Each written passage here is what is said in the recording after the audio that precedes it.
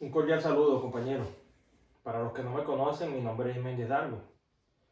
En esta oportunidad les quiero hablar acerca de lo que es el sensor de oxígeno AF o sensor de oxígeno relación aire-combustible.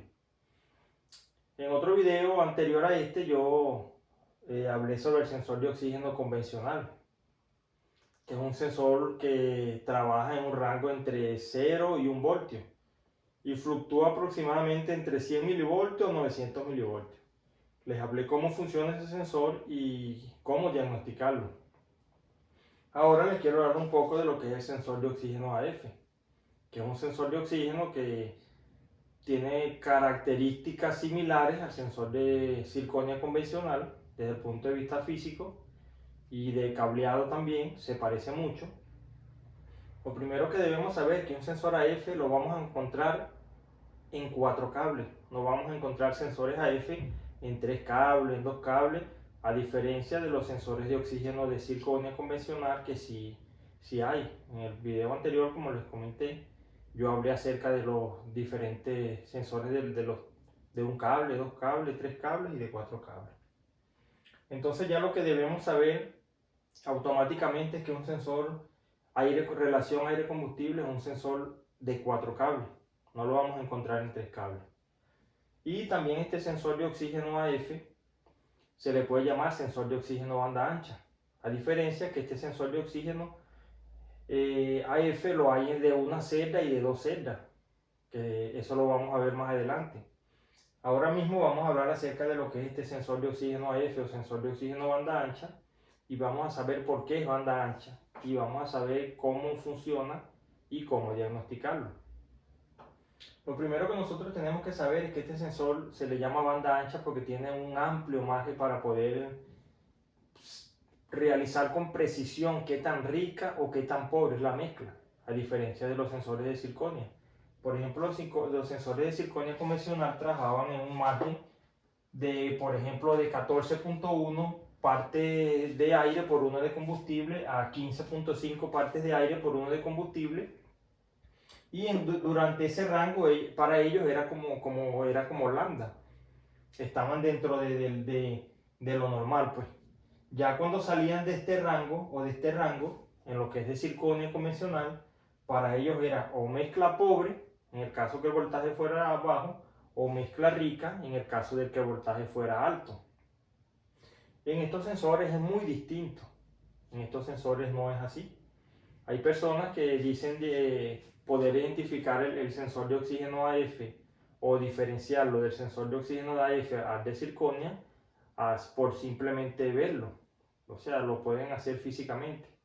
Yo considero que no es tan fácil así. De hecho, los sensores de oxígeno de circonio 4 cables tienen de hecho los mismos colores y en algunos casos los mismos conectores que un sensor de oxígeno AF. Por ejemplo, podemos encontrar un sensor de oxígeno convencional con 2 cables blancos para el calefactor, un cable gris para la masa y el negro, que es la referencia, que serían 450 milivoltios. Podemos encontrar esos 4 colores en un sensor de oxígeno de circonia convencional. Y en un sensor de oxígeno AF podemos encontrarlos también con 2 cables blancos para el calefactor, un cable gris que sería más F y un cable negro que sería menos F. Así lo podemos nosotros ver también en lo que son los diagramas eléctricos. Ya esto no hay una masa como tal, sino que hay un más F y un menos F. Entonces por eso les digo que es muy complejo poder identificarlo desde el punto de vista físico porque tienen características muy similares. Ahora el funcionamiento es muy distinto. Por ejemplo, el sensor de circonia convencional ya sabemos que 2 para el calefactor, uno es una masa y otro es una referencia de 450 milivoltios. En los sensores AF no podemos encontrar los 2 del calefactor, son los 2 cables blancos que les comenté, al igual que el de circonia, pero hay una característica que es que esta resistencia es mucho más baja que los sensores de circonia convencional, porque trabajan con más flujo de corriente. ¿Por qué? Porque estos sensores necesitan una temperatura de aproximadamente 600 grados centígrados para empezar a funcionar de manera correcta. A diferencia de los de circonia que podían funcionar perfectamente a partir de los 350 grados centígrados. Entonces se necesita una resistencia más potente, por decirlo así, para calentar el sensor de oxígeno más rápido. Y entonces ya, por ejemplo, ya empezamos a ver muchas diferencias entre lo que es el sensor de oxígeno convencional y de circonio. ¿Por qué se le llama a este sensor de relación aire-combustible sensor banda ancha también? Como le dije, porque tiene un amplio margen para poder identificar cuando la mezcla es rica o muy rica, o pobre o muy pobre. Por ejemplo, acá tenemos esta pequeña tabla y podemos ver que en los sensores de circonio tenían solamente este rango, pues, un rango muy angosto para poder trabajar lo que era la mezcla estequiométrica. En este caso, los sensores de aire, relación aire-combustible, podemos observar que ellos tienen la capacidad de durante todo este proceso saber qué tan rica o qué tan pobre es la mezcla. ¿Ven? Y otra característica muy importante, otra cualidad de este sensor es que estos sensores trabajan con corriente tanto positiva como negativa, dependiendo de la demanda que necesite en la centralita. Él hace los ajustes correspondientes en base a corriente. Es muy importante, corriente. Y eso lo podemos verificar con la máquina de diagnóstico porque estamos hablando de una corriente muy pequeña. Es una corriente de aproximadamente 1 miliamperio, puede llegar hasta 2-3 miliamperios. Entonces estamos hablando de corriente muy pequeña, que no podemos colocar cualquier pinza amperimétrica para verificar eso. Y entonces lo ideal es con la máquina de diagnóstico. Otra cosa importante que yo quiero que sepan, compañeros, es que cuando nosotros vamos a realizar diagnóstico, por ejemplo, en lo que son sensores de oxígeno, mi recomendación es que se metan por OBD2 genérico. Eso es muy importante porque a veces nos metemos en específico para diagnosticar, por ejemplo, el caso de los sensores de oxígeno, es mejor OBD2 genérico porque podemos, o sea, está estandarizado para todas las marcas el OBD2 y tiene más precisión y te da datos más precisos con lo que es respecto a esto, lo que es sensores de oxígeno, lo que es ajuste de combustible. Está más centrado en lo que son los sistemas de contaminación, por decirlo así, pues. Entonces ya eso es algo que está estandarizado para todas las marcas. Y entonces si nosotros lo que queremos es ver esto, lo recomendable es eso, porque cuando nos metemos en modo específico por marca, y de hecho a veces solo colocamos marca y no especificamos bien el sistema de inyección que tiene el vehículo y nos da unos valores extraños, nos da a veces sensores de oxígeno que no existen, y vemos otro poco de cosas que si no tenemos un entrenamiento, una práctica con lo que es este diagnóstico o estos sensores, por decirlo así, nos podemos volver un poco confusos a la hora de realizar el diagnóstico. Incluso a veces nos dan ajustes de combustible de 100%, de 99%. Entonces ahí empieza uno a dudar o puede errar en el diagnóstico. 99% en los ajustes de combustible de largo plazo, decimos no, mucho combustible. Entonces resulta que te metes en el modo genérico y te dice que en el ajuste de combustible de largo plazo está a -1. ¿Por qué? Porque ese 99% que te daban cuando te metes por el modo específico es como si 100 fuera 0% en el rango de la línea de los ajustes de combustible. Entonces él en vez de comenzar en 0 comienza en 100. Y lo que está menos de 100 te lo pone como si la centralita le estuviera quitando combustible, y si te lo pone más de 100 es como si le estuviera colocando combustible. Pero esos no son los valores que nosotros estamos acostumbrados a ver. Entonces en el modo OBD2 genérico que está estandarizado, sí te comienza de 0. Te pone -1 cuando es una mezcla pobre y te pone +1 cuando cuando te pone -1 que es una mezcla rica que le está cortando la inyección, y cuando es +1 que es una mezcla pobre le está colocando combustible por medio de la inyección. Entonces ese tipo de cosas es importante que ustedes sepan eso, pues. Entonces aquí vemos, cuando estos sensores están en 450 milivoltios, que sería lambda en este caso, ya por ejemplo la corriente en este caso tiene que estar en 0. Corriente 0. Amperaje, vamos a poner miliamperio, 0. Cuando está en lambda está en 0. cuando nosotros en los sensores AF tenemos un flujo de corriente bajo, un flujo de voltaje bajo, perdón, esto significa una mezcla rica, en este caso, a diferencia de los sensores de oxígeno convencionales. Los sensores de oxígeno convencionales, cuando la mezcla está a menos de 450 milivoltios, era una mezcla pobre. Aquí no. Aquí esta es una mezcla rica. Y cuando el voltaje está muy alto, es una mezcla pobre. Así trabajan los sensores relación aire-combustible. Y cuando la mezcla es rica, ¿qué hace la computadora? Le mete corriente negativa. Le mete corriente negativa para tratar de estabilizar la mezcla, para que la mezcla sea estequiométrica. Cuando la mezcla es pobre, le mete corriente positiva y trata de estabilizar la mezcla otra vez, para tratar de mantenerla siempre a 450 milivoltios o lambda 1, que estos sensores van a ver también esa información, que cuando estos sensores están en lambda 1 es igual a una mezcla estequiométrica, que sería igual a 14.1 partes de aire por 1 de combustible. Y si lo vemos en voltaje, sería igual a 450 milivoltios en algunos vehículos. En otros vehículos, lambda sería igual a aproximadamente a 650 milivoltios. Eso también lo vamos a ver más adelante. Pero lo importante es que ustedes sepan que lambda 1 tiene que estar en un intervalo de entre 999 milivoltios. Este es el rango que tiene que estar a 1.1 voltio aproximadamente. Esto es lambda 1. Cuando ya se sale de estos valores, ya tenemos o una mezcla rica o una mezcla pobre. Menos voltaje, mezcla rica.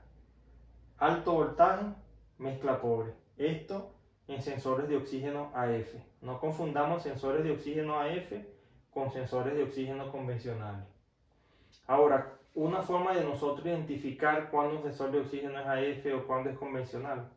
Si tenemos el diagrama, podemos identificarlo. Por ejemplo, con el diagrama, si nosotros tenemos un diagrama, vamos a ver algo aquí.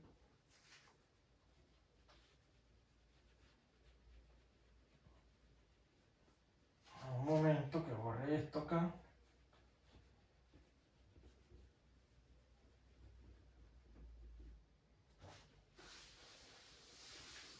Por ejemplo, cuando nosotros vemos en un diagrama, si vemos acá lo ejemplifica así. Te pone acá, te pone las 4 líneas. Te pone,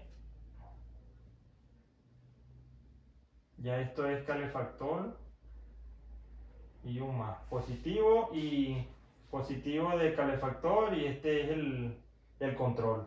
Pero ya nosotros aquí cuando vemos oxígeno, aquí ya esto sabemos que es una masa, y aquí sabemos que son la señal de referencia de 450 milivoltios. Así lo vamos a ver nosotros cuando ustedes vean un diagrama, cuando un sensor de oxígeno de circonio, lo vamos a ver así, con esta nomenclatura. Cuando es un sensor AF, lo vamos a ver así. Vamos a ver las mismas 4 líneas. Aquí vamos a ver más, aquí vamos a ver calefactor. Pero aquí vamos a ver algo distinto. Vamos a ver AF más y AF menos. Así lo vamos a ver nosotros. Ya nosotros aquí podemos identificar cuando igual aquí en la leyenda también te dice air, fuel, y aquí te dice sensor de oxígeno. Esa es otra diferencia que vamos a ver. Aquí dice sensor de oxígeno, aquí dice air fuel. Sensor relación aire-combustible. Entonces ya tenemos una manera de poder identificarlo por acá. Otra manera de identificarlo es la siguiente. Ya vamos a ver otra manera de identificarlo.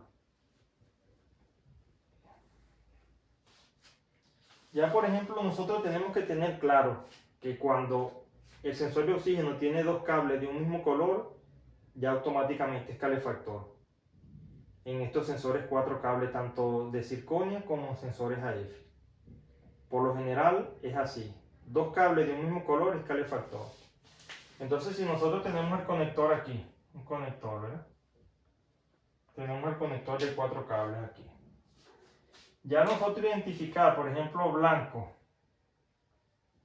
y blanco, ya nosotros esto sabemos que es calefactor. Tenemos que centrarnos en estos dos cables. Estoy hablando con el conector desconectado del sensor de oxígeno para realizar las pruebas que les voy a comentar ahorita. Nosotros con el conector desconectado del sensor de oxígeno vamos a ver en un sensor de circonia, vamos a ver una masa con contacto puesto. Y aquí deberíamos ver una referencia, como les dije, 450 milivoltios. Esto es lo que deberíamos ver nosotros en un sensor de oxígeno convencional de 4 cables. ¿Qué vamos a ver nosotros en un sensor AF aquí? Vamos a ver lo siguiente. En un sensor de oxígeno AF, vamos a ver acá calefactor como les mencioné. Pero en estos dos, AF más, que dijimos, y AF menos, vamos a ver, dependiendo del fabricante, podemos ver un voltaje. Por ejemplo, en Toyota vamos a ver 3.3 voltios y puede ser el otro 3 voltios. Eso es lo que vamos a ver. Si ustedes desconectan el conector del sensor de oxígeno y le llegan voltaje de 3 voltios, de 2.5 voltios, 3.5, ya automáticamente ustedes saben que estamos enfrente de un sensor AF. Porque hay otras marcas de vehículos que no podemos encontrar 3.3 voltios, sino que podemos encontrar 2.5 voltios y 3 voltios. Y estos sensores van a trabajar en lambda en aproximadamente 2.5 voltios, 2.2. Ahí están trabajando en lambda estos sensores. Y también verifican tanto el voltaje, como les dije anteriormente, como la corriente. Si la corriente está en cero, es porque está en lambda. Si la corriente está entre el rango de -1 a +1, se puede decir que también está trabajando. Aquí estamos hablando de miliamperios. Miliamperios. En este rango aproximadamente trabajan entre -1 amperio a +1 amperio. Él está haciendo unos pequeños ajustes ahí, que en raras ocasiones, funcionando bien, no llega ni siquiera a 1 miliamperio. Trabaja en menos, microamperios. Pero por ejemplo una mezcla extremadamente rica te puede llegar a -3 amperios, o una extremadamente pobre a +3 miliamperios. Entonces tenemos que tener en cuenta esto. Esto es muy importante. Entonces, para que tengamos en cuenta esto con respecto a lo que son los sensores de oxígeno AF, compañeros. Porque he visto muchas dudas en esto. Y entonces esto no es tan complejo como lo pintan. Lo que tenemos es que saber qué sensor vamos a diagnosticar. Si es un sensor AF, si es un sensor de circonia convencional. Y como les dije, tenemos sensores AF o sensores banda ancha de celda simple o una sola celda. Por ejemplo, como es este caso. Actualmente también tenemos sensores de 6 cables, que ya esos sensores poseen 2 celdas. No uno, sino 2 celdas. Y son sensores un poco más complejos de diagnosticar, pero tampoco tan complejo como parece. Yo he tratado de buscar información y siempre te explican de una manera como que cuesta mucho entender o se ve muy complejo el funcionamiento de este sensor. Yo espero en esta explicación que les voy a dar ahora que lo puedan entender un poco más. Lo voy a tratar de hacer más sencillo. Y de hecho, nosotros es importante saber cómo funciona algo, porque para nosotros poder resolver un problema necesitamos saber cómo funciona un sistema. Siempre lo digo en mis videos, compañeros. La forma más fácil de resolver o diagnosticar un problema es sabiendo cómo funciona ese sistema. Si nosotros no sabemos cómo funciona ese sistema, es muy complejo llegar a diagnosticar. Vamos a errar mucho, vamos a tirar muchas flechas. Por eso es importante estudiar, analizar la información, preguntar a los compañeros cuando uno tiene dudas. A veces hay compañeros que les da miedo preguntar porque hay algunos también que hacen como querer quedar en ridículo algunos compañeros y esa no es la idea. Si usted no sabe, pregunte, asesórese con alguien que sabe. Siempre es bueno preguntar. Esa es una de las formas de uno aprender. Es mejor preguntar a cometer un error, que siempre lo vamos a cometer porque eso es inevitable. Pero tratemos de reducir ese margen de error. Y más a la hora de diagnosticar, porque estamos hablando de sensores, en el caso de sensores de oxígeno banda ancha de 2 celdas, son sensores que son muy costosos. Entonces no podemos mandar a cambiar un sensor y después no es el sensor, porque es algo muy mal, pues, realizar ese tipo de cambio de refacciones costosas y que no se solucione el problema. Entonces hay que tratar de ser certero en esa parte. Bueno, cuando nosotros hablamos de sensores de oxígeno de banda ancha de 2 celdas, tenemos lo siguiente. Voy a tratar de realizar un dibujo aquí de una manera sencilla. Tenemos aquí cámara de monitoreo. Tenemos acá la célula de bombeo y tenemos acá lo que llaman la celda NELF. Celda NELF. Vamos a hacer aquí, hacemos aquí y hacemos aquí. Aquí vamos a tener una cámara de monitoreo.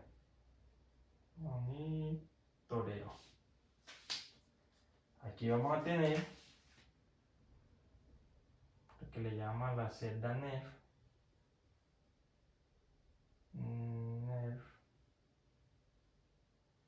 Y aquí vamos a tener una cámara de bombeo. En estos lados de acá, aquí en los lados, en esta parte vamos a tener gases escape.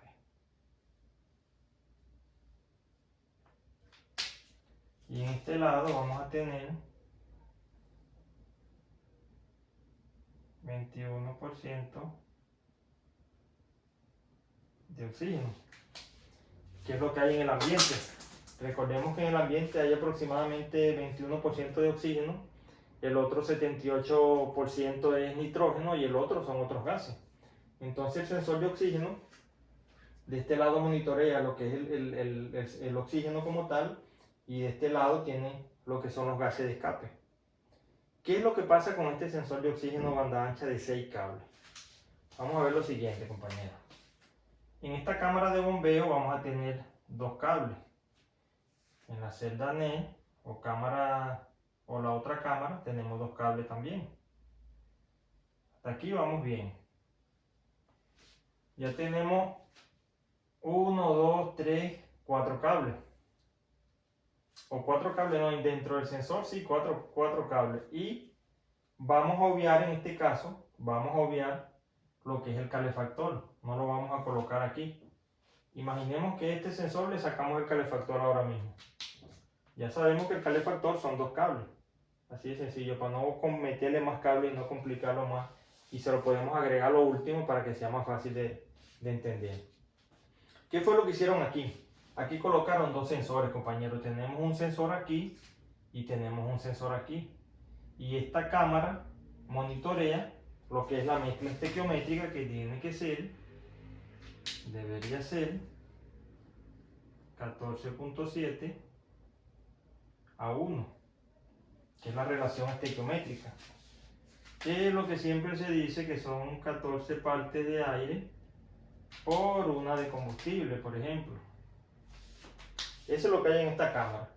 Esta cámara siempre va a intentar mantener la mezcla estequiométrica. Hasta ahí vamos bien. La cámara de bombeo, ¿qué es lo que va a hacer? Sacar o meter oxígeno o lo que necesite, en este caso la cámara de monitoreo para mantener la mezcla estequiométrica. ¿Y cómo lo hace? Por medio de corriente. Aquí tenemos corriente positiva, corriente negativa. Ya esta celda que está aquí va a trabajar con corriente positiva, corriente negativa. Ya tenemos dos cables acá, que por lo general es un cable rojo, vamos a poner que es igual a la corriente positiva, y aquí amarillo, que es igual a la corriente negativa. Corriente o amperaje. No estamos hablando de voltaje, compañero, ahorita, corriente. ¿Qué va a pasar en este otro sensor de oxígeno? Como les dije, son como una unión de dos sensores. Por eso es dos celdas. El sensor de oxígeno AF del que hablamos anteriormente era una sola celda. Esta es otra celda. Es como colocarle otro sensor. ¿Qué pasa con este sensor? Este sensor trabaja casi igual al sensor de oxígeno convencional. En este cable negro vamos a tener 450 milivoltios. Que 450 milivoltios es lambda 1 en este caso. ¿Y qué va a pasar con este otro cable? Este otro cable se une con este cable de lo que es la cámara de bombeo. Entonces tenemos dos sensores. A un sensor le llega a 450 milivoltios por medio de un cable negro.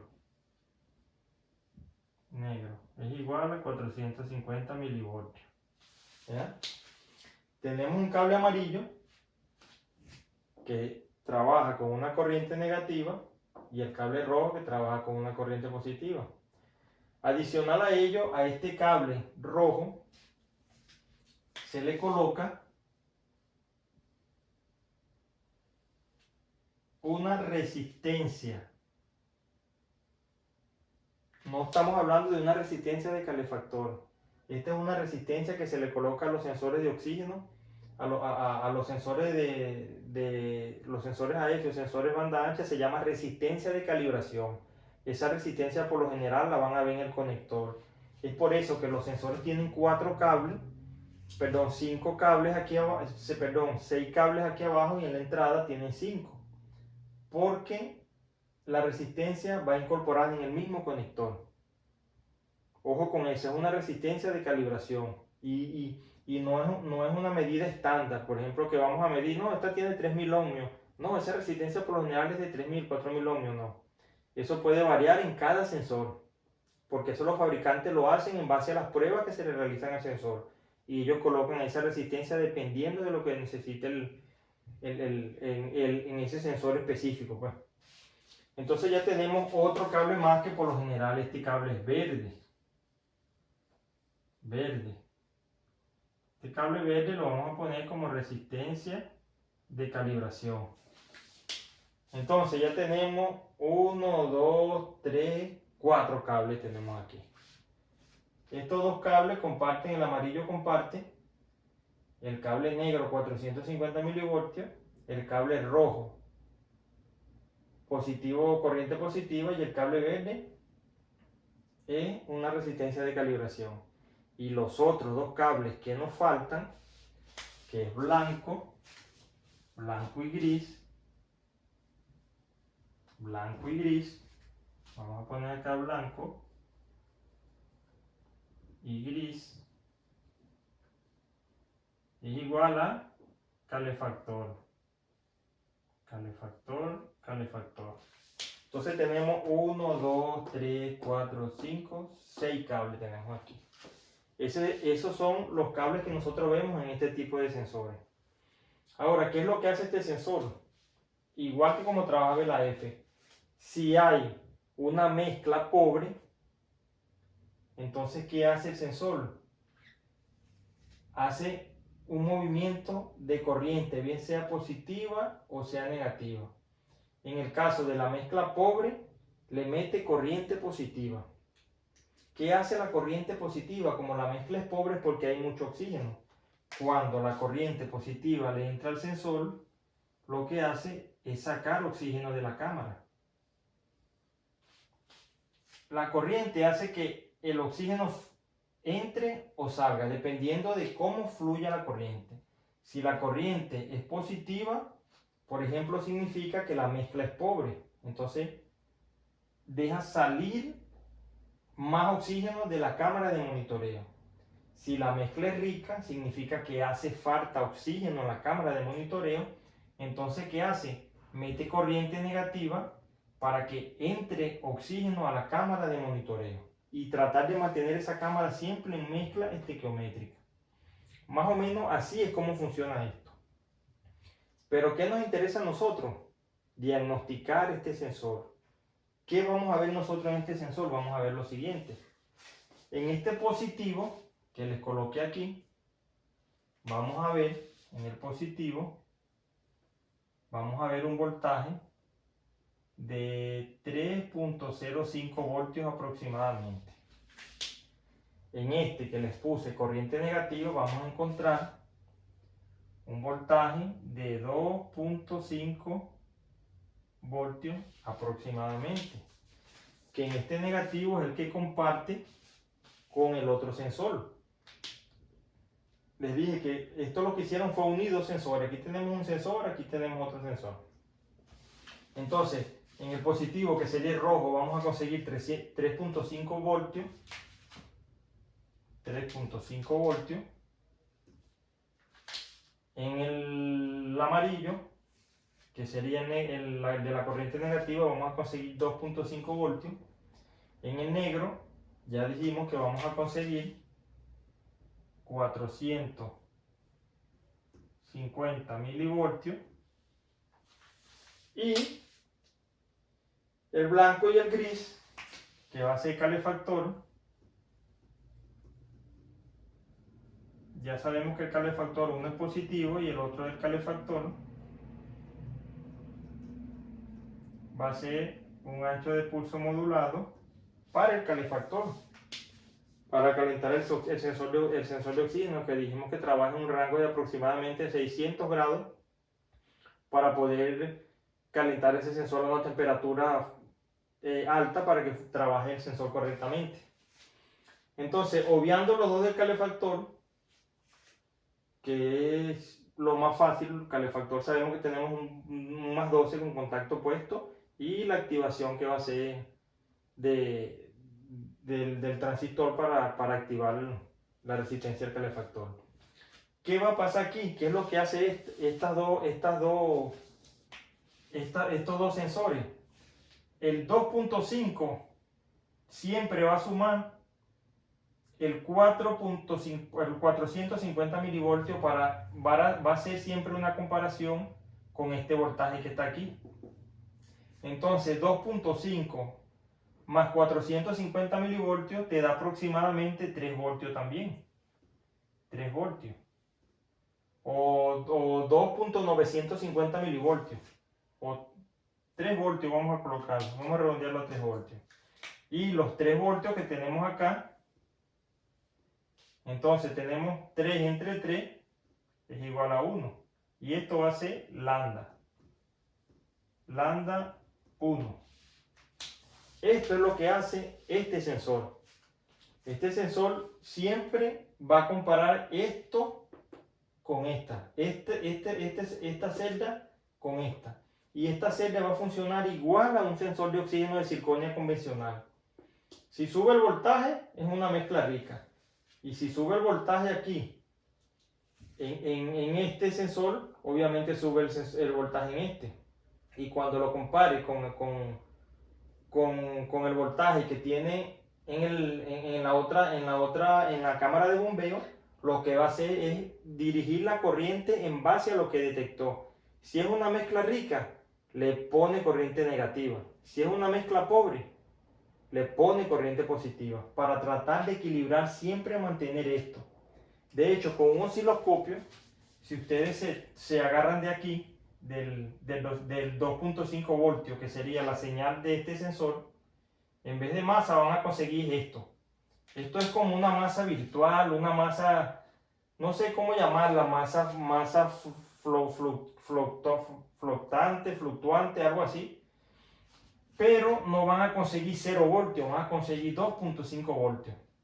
Si ustedes colocan el osciloscopio en el negativo del osciloscopio, en este cable de 2.5 y colocan la punta positiva del osciloscopio en 450 milivoltios y generan mezclas ricas y mezclas pobres, van a ver cómo funciona este sensor igual a un sensor de circonia. Esto lo va a tomar como una masa. Y cuando la mezcla sea rica, este voltaje va a subir. Y cuando la mezcla sea pobre, este voltaje va a bajar. Y eso lo podemos ver nosotros con un osciloscopio. Pero mi recomendación es que con la máquina de diagnosis realicen, valga la redundancia, el diagnóstico de este sensor en base a corriente. Ustedes se meten y pueden conseguir tanto el factor lambda como la corriente. La corriente no puede superar menos 1 milivoltio más 1 milivoltio. Lo más cercano a cero significa lambda. Si está más bajo, más alto, ya hay problema. Ya pueden ustedes determinar en base a lo que les acabo de decir si es una mezcla rica o es una mezcla pobre. Ahora, lo que nos interesa a nosotros siempre saber, me imagino, como diagnosticadores, la interrogante es dónde van a conseguir los voltajes, dónde van a conseguir la masa. Bueno, aquí tienen una explicación más o menos sencilla de que saben que en estos sensores van a conseguir voltaje de 3.5, de 3.05, de 2.5.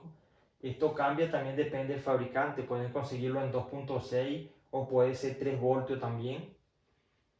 Entonces lo importante es que saben que tienen aproximadamente siempre estos valores. Y para ustedes ver este valor tienen que conectarse con el osciloscopio o con el voltímetro la masa en este 2.5, que sería en este caso el cable amarillo. Si ustedes colocan la masa del voltímetro en el negativo de batería y tocan el cable negro, no van a ver los 450 milivoltios. Tiene que ser conectando la masa a esta masa virtual que está aquí. Así pueden diagnosticar hasta con un voltímetro si hay mezcla rica o hay mezcla pobre. Porque este sensor lo que hace, este sensor de oxígeno lo que hace es trabajar igual a un sensor de circonia convencional. Ambos son de circonia, pero este es como decir un sensor AF y este es un sensor del convencional que trabaja en base de entre 100 y 900 milivoltios. Y este no, este trabaja en base a la corriente. Este sensor se encarga más de monitorear el sensor en base a corriente y hace comparaciones. Y para eso está esta cámara, para tratar de equilibrar, tiene información de ambos lados. Y entonces, ¿qué es más preciso? Tengo información de aquí, tengo información de aquí, sé lo que voy a hacer y hago mis ajustes para que se mantenga en lambda. Ahora ya cuando hablamos de diésel es distinto. En diésel vamos a ver sensores de oxígeno con voltaje de aproximadamente 4 voltios, casi 5 voltios, porque son sensores que siempre trabajan en mezcla pobre, porque son sensores que tienen mucha cantidad de oxígeno, porque el turbocompresor le mete mucho aire. Pero ya eso es otro tema, ya. Pero con respecto a lo que es el combustible, vamos a ver esto. Siempre vamos a ver esto en estos sensores, compañeros. Otra cosa importante es no siempre confiarse en los colores. Depende del fabricante, puede que cambien los colores y de repente cambien un poco los voltajes. Más que todo este voltaje de 2.5 lo pueden conseguir en 2.6 y en 3. Pero este voltaje sí siempre lo he visto yo, 3 voltios, 3.05 voltios. Van a tener un calefactor siempre.